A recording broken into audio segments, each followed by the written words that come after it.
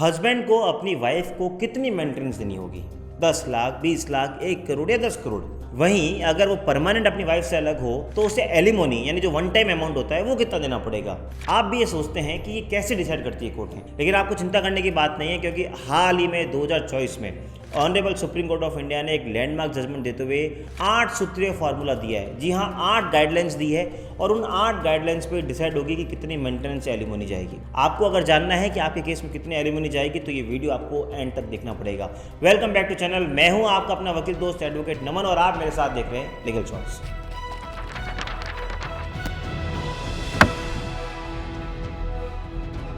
तो दोस्तों, आज हम बात कर रहे हैं सुप्रीम कोर्ट के landmark judgement Praveen Kumar Jain versus Anju Jain 2024 की, जहां बात करी गई है कि कैसे एलिमोनी डिसाइड होती है। इस केस के फैक्ट्स को भी जान लेते हैं, और फैक्ट्स को जानने से पहले एक जरूरी अनाउंसमेंट। अगर आपके जीवन में कोई कानूनी समस्या है, अगर आपको लीगल ओपिनियन चाहिए, नीचे लिंक दे रहा हूँ, उस लिंक पर क्लिक करके आप घर बैठे मुझसे मेरी टीम से बात कर सकते हैं। और ऐसा कंटेंट पसंद आ रहा है तो प्लीज़ सब्सक्राइब चैनल, ताकि आपको ऐसे वीडियोस मिलते रहें। पर हम बात करते हैं उस केस के बारे में और केस के फैक्ट्स के बारे में।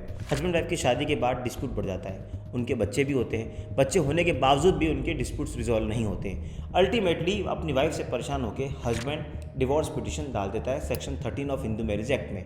दोस्तों, जब भी आपको डिवोर्स पिटीशन डालनी होती है, और अगर आप हिंदू धर्म से हैं या बुद्ध, जैन, सिख, इन 3 धर्मों से हैं जिस पे हिंदू मैरिज एक्ट लगता है, तो आपको सेक्शन 13 के अंदर अपने शहर के फैमिली कोर्ट में एक डिवोर्स पिटीशन, जिसे हम विवाह विच्छेद याचिका कहते हैं, वो डालनी होती है। हस्बैंड ने भी वो यहाँ पे यही किया। अब जैसे ही डिवोर्स पिटीशन डाली, वाइफ ने उसी डिवोर्स पिटीशन में एक section 24 of Hindu marriage act की एप्लीकेशन लगा दी।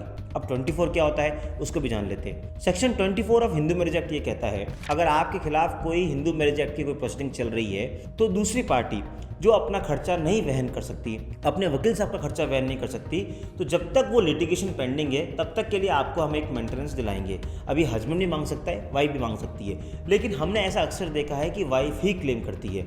अब जैसे ही हस्बैंड ने पिटिशन डाली तो वाइफ ने इमीडिएटली सेक्शन 24 की एप्लीकेशन डाल दी कि सेक्शन 13 का केस लड़ने के लिए मुझे कोर्ट से एक मेंटेनेंस दिलाई जाए। जब उस सेक्शन 24 को डिसाइड किया गया तो फैमिली कोर्ट ने एक्स अमाउंट डिसाइड कर दिया। अब यहाँ पे हस्बैंड का ये आर्ग्यूमेंट था कि मैंने डिवोर्स पिटीशन डाली तो मामला बनता है कि सेक्शन 24 में उसको मेंटेनेंस देनी पड़ेगी, लेकिन ड्यूरिंग दी प्रोसीडिंग्स मुझे ऐसा लगा कि मुझे अब आगे डिवोर्स की प्रोसीडिंग्स को नहीं बढ़ाना है, इसलिए अब मैं डिवोर्स की याचिका को विड्रॉ कर रहा हूँ। तो जब सेक्शन 13 की याचिका ही नहीं बचती है तो किसी भी तरह का सेक्शन 24 का मेंटेनेंस नहीं बनता। वहीं जो मेरी वाइफ ने मेरे बेटे के लिए मुझसे मेंटेनेंस मांगी है, तो वहाँ मेरा ये आर्ग्यूमेंट है, वो 18 साल से ऊपर हो चुका है, उसने डिग्री ले ली है, उसकी ग्रेजुएशन हो गई है, तो मैं अब उसको मेंटेनेंस नहीं दे सकता, वो मेरे पे डिपेंडेंट नहीं है, इसलिए मैं मेंटेनेंस नहीं दूंगा। लेकिन फैमिली कोर्ट ने उनकी एक बात को तो माना, जहाँ फैमिली कोर्ट ने भी कहा कि अगर कोई डिवोर्स प्रोसीडिंग्स पेंडिंग नहीं है या अगर हस्बैंड ने इसको विड्रॉ कर ली है तो फिर किसी बात की मेंटेनेंस उसके बाद से तो वाइफ को नहीं मिलेगी,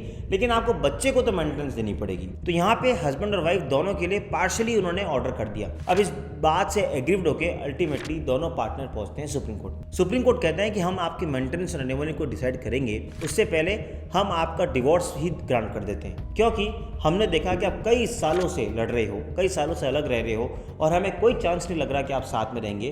तो on the basis of irretrievable breakdown of marriage के ग्राउंड पे हम आपको डिवोर्स ग्रांट करते हैं। लेकिन अगर हम डिवोर्स ग्रांट कर रहे हैं तो हमें वाइफ को एक एलिमोनी दिलानी पड़ेगी।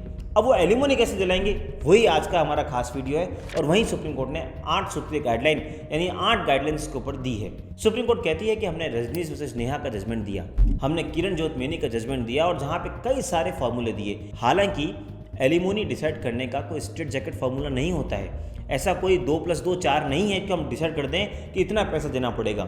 ये कई सारे फैक्टर्स पे डिसाइड होता है। तो आज हम पूरे देश में ये 8 सूत्र दे रहे हैं। अब वो 8 सूत्र क्या है वो जान लेते हैं। सबसे पहला फैक्टर आपको ये देखना है कि दोनों हस्बैंड और वाइफ जो पार्टीज हैं उनका सोशल एंड फाइनेंशियल क्या स्टेटस है। सेकेंड, वाइफ या जो उस पर डिपेंडेंट बच्चे हैं उनकी रीजनेबल नीड्स क्या है। यहाँ पे आप वर्ड देखना reasonable, it should not be unreasonable. Third, दोनों की इंडिविजुअल क्वालिफिकेशन क्या है, क्या उनका एम्प्लॉयमेंट स्टेटस है, मतलब उन्होंने लाइफ में कितना पढ़ाई की है, वो कितना कमा रहे हैं, कितना कमा सकते हैं। चौथा, आपको ये ध्यान रखना पड़ेगा कि दोनों के पास इंडिपेंडेंट इनकम क्या है, क्या उनके पास ऐसी एसेट्स है जिससे वो अपने जीवन यापन कर सकते हैं। पांचवा, जो बहुत इंपॉर्टेंट फैक्टर है, वो ये है कि जब वाइफ ने आपके घर शादी करके आई थी तो उसने क्या स्टैंडर्ड ऑफ लाइफ जिया है, क्या उसने अच्छी लाइफ जी है या नॉर्मल लाइफ जी है। छठा, आपको ये भी देखना है कि फैमिली रिस्पॉन्सिबिलिटीज़ के लिए आपने क्या एम्प्लॉयमेंट का सेक्रीफाइस किया।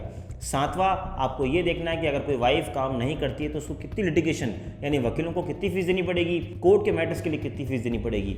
और आठवां, आपको ये देखना है कि जो हस्बैंड है जिससे आप एलिमनी क्लेम कर रहे हो उसकी फाइनेंशियल कैपेसिटी कितनी है, उसकी इनकम कितनी है, क्या उस पर ऑब्लिगेशन है, क्या उसकी लायबिलिटीज़ हैं, ये सारे आपको फैक्टर्स देखने पड़ेंगे। तो ये 8 फैक्टर्स आपको देखने हैं और इन 8 फैक्टर्स के बेसिस पे ही ऑनरेबल कोर्ट एलिमनी डिसाइड करेगी। हमारा एक्सपीरियंस ये कहता है कि कोई स्ट्रेट जैकेट फॉर्मूला नहीं है। मैंने खुद कई सारे केसेस आर्ग्यू किए जहां ये पता लगता है it totally depends on the description of the honourable court. कई बार हमने देखा है कि अच्छा क्लेम मिलना चाहिए लेकिन नहीं मिलता, और कई बार लगता है कि अच्छा क्लेम नहीं मिलेगा और अच्छा क्लेम दे देती है कोर्ट। तो ये सब फैक्टर डिपेंड करता है कि ऑनरेबल जज साहब कौन है, आपकी कोर्ट कौन सी है, उस सिटी की मानसिकता क्या है, वहां पे स्टैंडर्ड ऑफ लिविंग क्या है। लेकिन अगर आपको मेरा यहाँ पे एक हिडन सीक्रेट दूं तो आप हमेशा इन 8 सूत्रों के बेसिस पे अपना रिटर्न सबमिशन फाइल करिए कोर्ट में और बताइए कि कैसे मेरी इनकम कम है और मैं अपनी वाइफ को इनकम ज़्यादा नहीं दे सकता, उसको मेंटेनेंस नहीं दे सकता। तो अगर आप इन 8 फैक्टर्स का अगर आप रिटर्न सबमिशन देंगे तो कोर्ट को उससे डील करना पड़ेगा। तो अब रही बात इन 8 फैक्टर्स को प्रूव करने की, तो वो आप अपने अपने केस के फैक्ट्स के हिसाब से प्रूव कर सकते हैं। तो अगर आपके ये 8 फैक्टर्स हैं तो आप जीत में रहेंगे, और अगर आप नहीं प्रूव कर पाए तो शायद आपके लिए डिफिकल्ट हो जाएगा। अब इस केस में जो हस्बैंड थे वो दुबई की एक बहुत बड़ी बैंक में बहुत बड़ी पोजीशन पे थे, इसलिए कोर्ट ने कहा क्योंकि आपकी सैलरी बहुत ज़्यादा है तो हम आपको एक अच्छा अमाउंट देने को कहेंगे। वही बात रही बच्चे की, तो जहाँ तक बात है कि बच्चा 18 से बड़ा हो गया, हम आपकी इस बात से सहमत नहीं है। सिर्फ डिग्री लेने से या ग्रेजुएशन करने से ये कोई बात का प्रमाण नहीं है कि वो बच्चा कमाने लग गया, अनलेस ही गेट्स एम्प्लॉयड। जब तक उसको जॉब नहीं मिलती तो आपको उसको देना पड़ेगा। तब हम आपको डायरेक्शन देते हैं क्योंकि आपकी इनकम इतनी अच्छी है तो आप अपनी वाइफ को 5 करोड़ रुपए as a one time alimony देंगे और अपने बच्चे को देंगे 1 करोड़ रुपये, यानी टोटल 6 करोड़ का डायरेक्शन दिया गया हस्बैंड को। अब इतना अमाउंट देना सही है गलत है वो तो आप दर्शक बताएंगे मुझे कमेंट में जाके, लेकिन एक बात तो तय है कि आज के इस वीडियो को देखने के बाद आप जागरूक हुए होंगे कि अगर आपने ये 8 सूत्रीय फॉर्मूला पे काम कर लिया तो आपको मेंटेनेंस ज़्यादा नहीं देनी पड़ेगी। फिर भी कोई समस्या, नीचे लिंक दे रहा हूँ, लिंक पर क्लिक करके मुझसे बात करें और ऐसे कंटेंट्स के लिए फॉलो करें लीगल शॉर्ट्स को। मिलेंगे अगली बार इसी तरह के इन्फॉर्मेटिव वीडियो के साथ, तब तक के लिए जय हिंद जय भारत।